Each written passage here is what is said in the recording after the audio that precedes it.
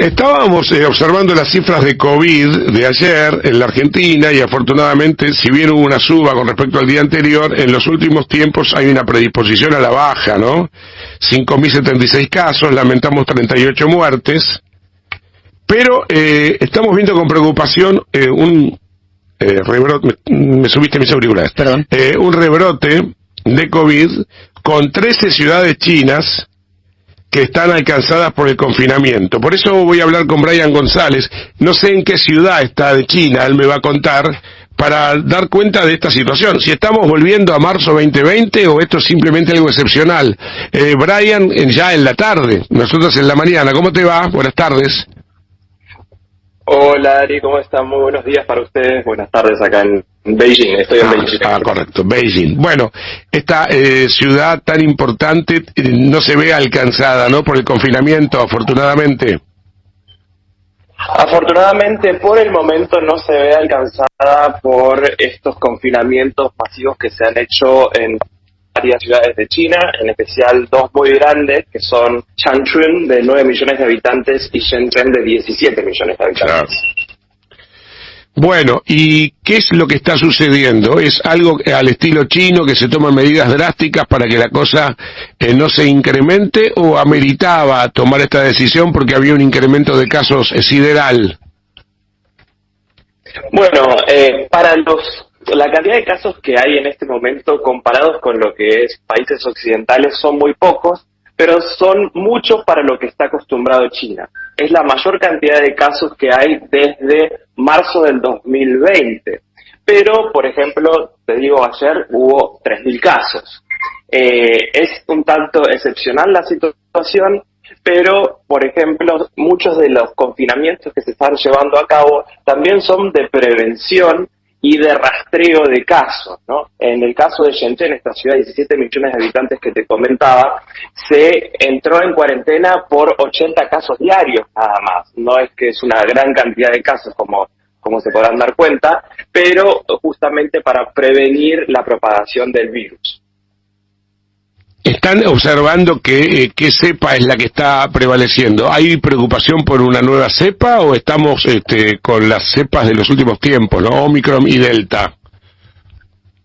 Exactamente, es la cepa Omicron, y en algunos casos se vio, como se ha visto también en Europa, en algunos casos como Deltacron, ¿no? Sí. Pero lo que dicen es que en estos casos el 80% en la ciudad de Changchun, que te comentaba, son casos asintomáticos o con síntomas muy leves. Claro. Y por ejemplo, en las cifras de hoy en la ciudad de Shanghai, en realidad los casos sintomáticos fueron el 2,5% nada más de los casos totales. Por eso se ve un cambio en la estrategia de contención. Que, por ejemplo, lo que sucedía antes, si uno daba positivo, por más que sea asintomático, quedaba internado en el hospital. En este momento, la estrategia que se está tomando es justamente estos casos asintomáticos son muy leves, ponerlos en lugares de cuarentena, que serían los hoteles, como lo hacía en su momento la ciudad de Buenos Aires también. Claro. Entonces, lo que están haciendo ahora es, para los casos muy leves o asintomáticos, ponerlos justamente en hoteles, y los casos más graves, ponerlos sí en el sistema sanitario, en los hospitales. La verdad es que nosotros no somos quienes para evaluar las medidas que toma el gobierno chino, pero da la sensación que es un poco exagerado, que la situación no pareciera ser tan grave, porque bueno, afortunadamente ya hay mucha vacuna, las cepas no son tan nocivas y los casos no son tan graves, pero bueno, aún así se han tomado medidas que implican ¿qué cosa? Si yo viviera hoy en una de las ciudades que mencionás, ¿qué implicaría? ¿Que me tengo que quedar en mi casa todo el día, solo salir para hacer alguna compra? ¿Cuál es la metodología de este confinamiento?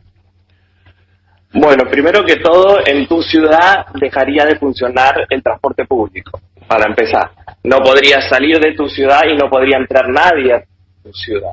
Entonces, estarías en tu casa y podría salir vos o tu familia, un miembro nada más, cada 2 días a hacer compras de necesidad, por ejemplo, ir al supermercado, etcétera.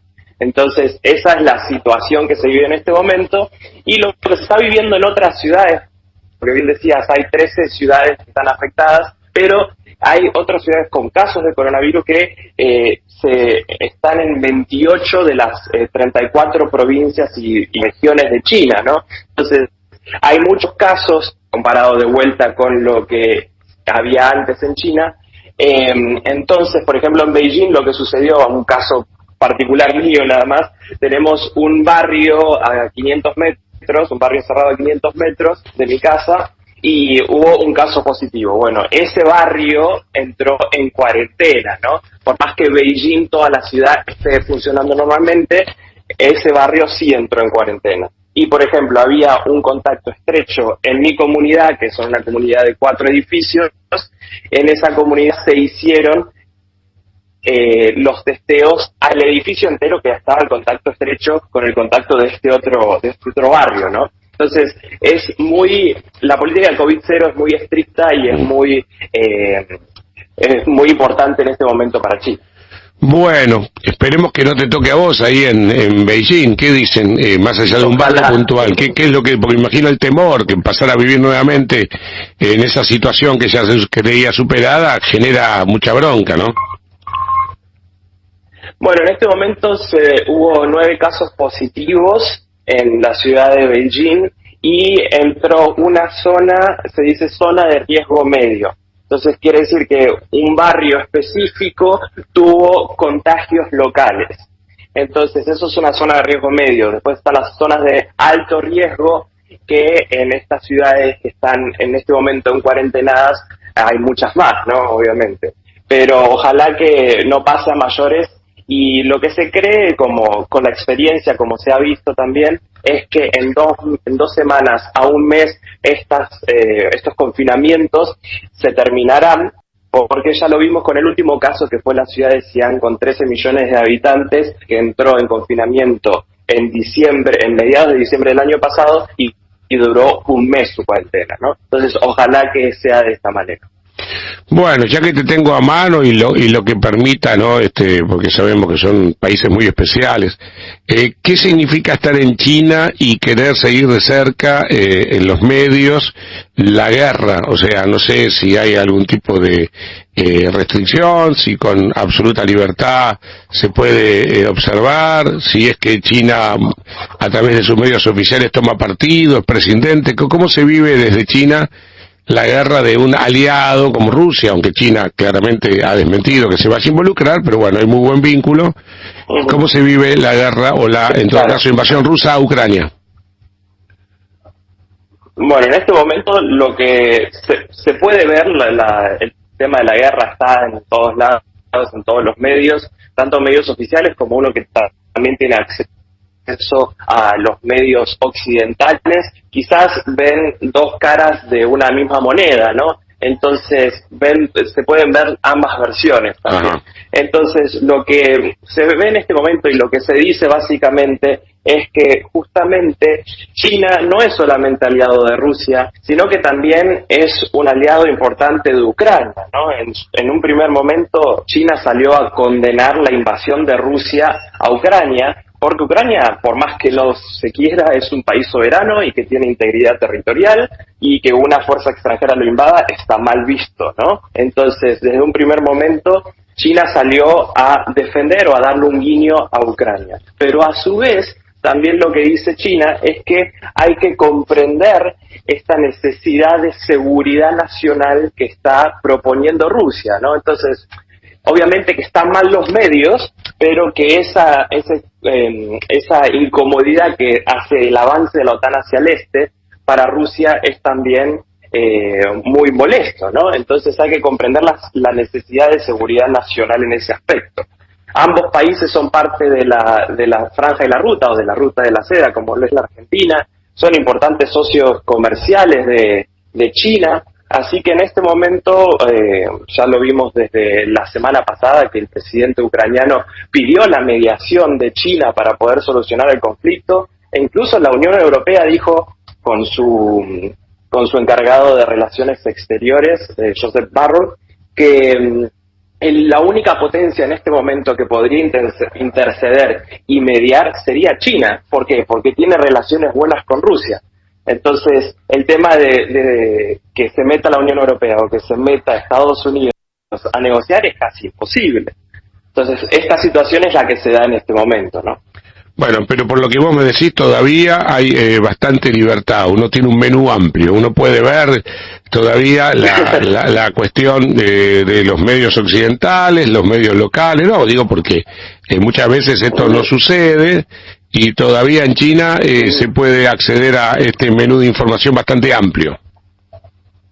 Exacto, tenemos para todos los gustos prácticamente, así que sí, justamente, quizás lo que dicen los medios oficiales chinos es un poco ponerse en neutral, ¿no? Y también ver las necesidades de ambos países.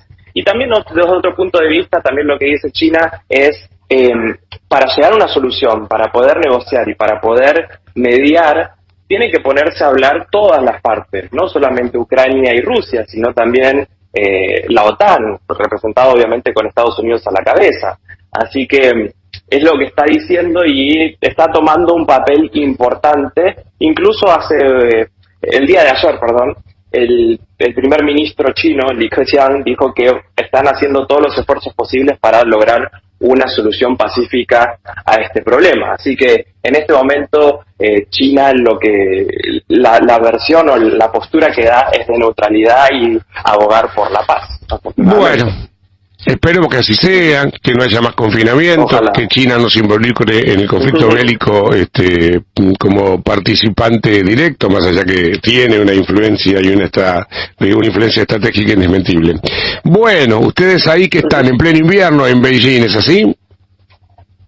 Entrando en la primavera, pero es una primavera extraña, porque en la semana pasada teníamos 23 grados y mañana tenemos -2 y nevando, así que es una primavera rara. Bueno, te agradecemos inmensamente por estos minutos de conversación. ¿Cuántos años hace ya que estás viviendo por China o en China? Hace 13 años, exactamente. Y ya aprendiste el idioma perfectamente, me imagino.